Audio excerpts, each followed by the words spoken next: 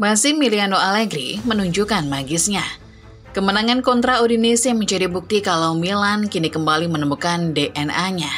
Ini adalah kemenangan ketiga Milan secara beruntun. Sebuah catatan yang sebelumnya tak pernah didapat tim kota mode. Allegri tentu punya rahasia.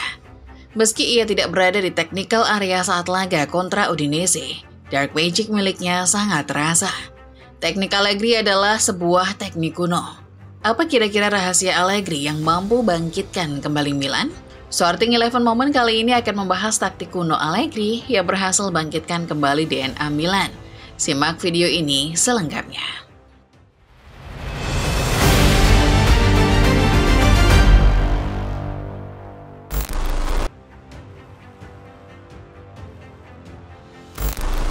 Musim 2024-2025 menjadi musim yang amat buruk buat Milan. Penunjukan Paulo Fonseca di awal musim membuat banyak pihak bertanya-tanya. Fonseca bukan pelatih favorit fans Milan. Profilnya dianggap tak cocok menggantikan Stefano Pioli yang merupakan allenatore jempolan pembawa trofi. Benar saja, tak sampai semusim Fonseca dipecat. Pilihan Milan lantas jatuh kepada mantan pelatih Porto Sergio Conceição. Di awal, Conceição langsung membawa trofi ke Milan. Tapi catatan buruknya menjelang akhir kompetisi kembali membuat Milanisti meradang. Singkat kisah, Conceição juga mengalami nasib serupa Fonseca. Dipecat sebelum benar-benar menjalani musim penuh di San Siro. Manajemen dalam kondisi guncang kala itu. Fans marah dan menuntut klub mengembalikan marwah mereka yang sempat jatuh. Dalam posisi demikian, Milan merekrut direktur olahraga Igli Tare. Ini adalah langkah tepat. Mengingat Tare punya segudang pengalaman menangani klub-klub Serie A. Atas prakarsa pria asal Albania itulah, Milan melakukan perjanjian dengan sang juru selamat lama mereka. Massimiliano Allegri dalam posisi menganggur sejak meninggalkan Juventus pada Mei 2024. Milan tak banyak basa-basi, Allegri dihubungi dan tak lama setelah itu pelatih yang dahulu pernah mempersembahkan Scudetto itu pun mau merapat ke San Siro.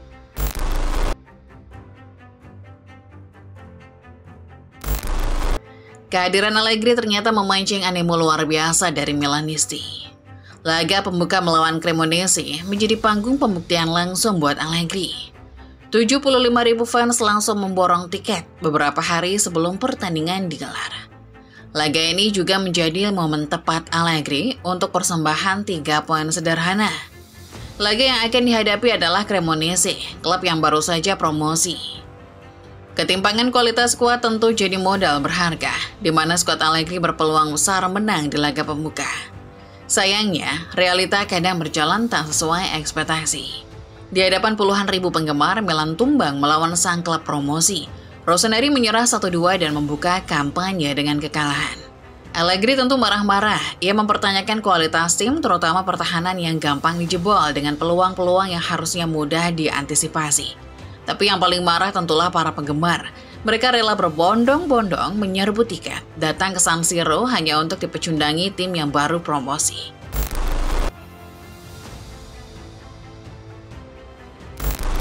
Milan memang kalah, tapi kekalahan di laga perdana bukan berarti dunia kiamat. Allegri dan Milan sama-sama belajar.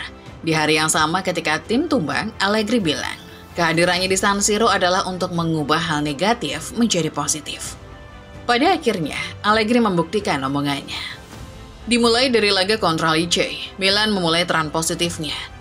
Dengan skema dan paten baru 3-4-3, Allegri membawa Rossoneri menang 2-0. Kemenangan itu tentu membangkitkan mental Rafael Leao dan kolega. Hingga di laga berikutnya, Milan kembali berjaya. Milan mendapat perlawanan alot dari Bologna. Sulitnya laga bahkan sampai membuat Allegri menampilkan ciri khasnya, marah-marah sambil buka jas. Allegri dapat kartu merah, tapi timnya memenangkan laga berkat gol tunggal Luka Modric tanpa kebobolan. Lalu berlanjut ke laga kontra Udinese. Karena kartu merah tadi, Allegri tak diperbolehkan hadir mendampingi timnya. Namun absennya Allegri tak membuat magi sang pelatih hilang. Milan tetap menang. 3 gol tanpa balas melawan klub Udine. Kemenangan melawan Udinese adalah kemenangan ketiga Milan secara beruntun, plus diperoleh dengan cara clean sheet. Kemenangan macam ini tidak pernah didapat Milan di musim lalu. Ini jadi semacam pertanda kalau Milan sudah menemukan kembali DNA mereka.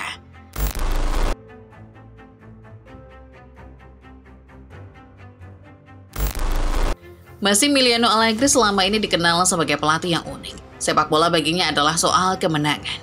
Setiap tim yang pernah ia tangani punya satu ciri khas tersendiri. Allegri masih percaya pada sebuah taktik kuno. Sebuah taktik yang kerap membuatnya disebut-sebut punya dark magic alias ilmu hitam. Pasca kemenangan melawan Udinese, asisten pelatih Marco Landucci membeberkan rahasia Milan arahan Allegri. Kuncinya adalah pertahanan. 2 musim terakhir, Milan kebobolan lebih dari 40 gol. Maka dari itu Allegri memoles tim ini dengan pertahanan yang solid. Karena Allegri percaya, pertahanan adalah kunci bersaing di papan atas. Bahkan kunci menjadi juara. Allegri tak bohong ketika bicara ia menganut paham bahwa pertahanan punya peran vital di Serie A.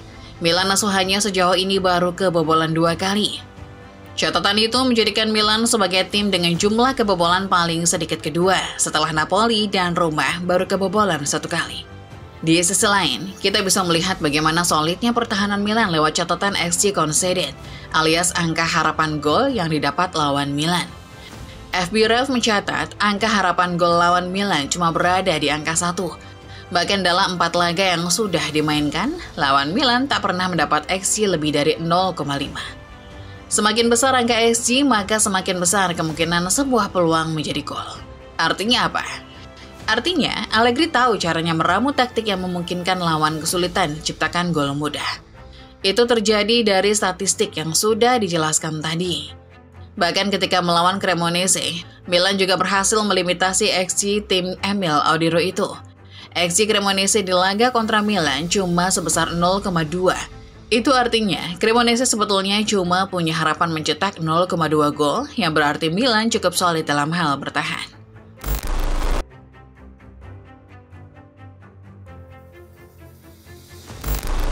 Pada akhirnya, semua statistik Allegri di awal musim ini akan bermuara pada satu hal, klasemen akhir.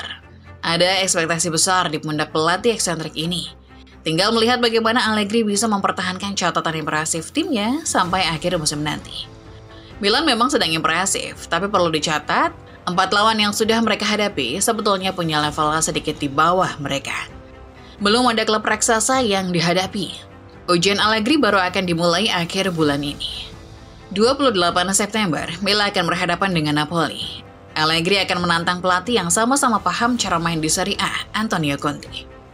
Lalu pada bulan Oktober, Milan akan melawan Juventus.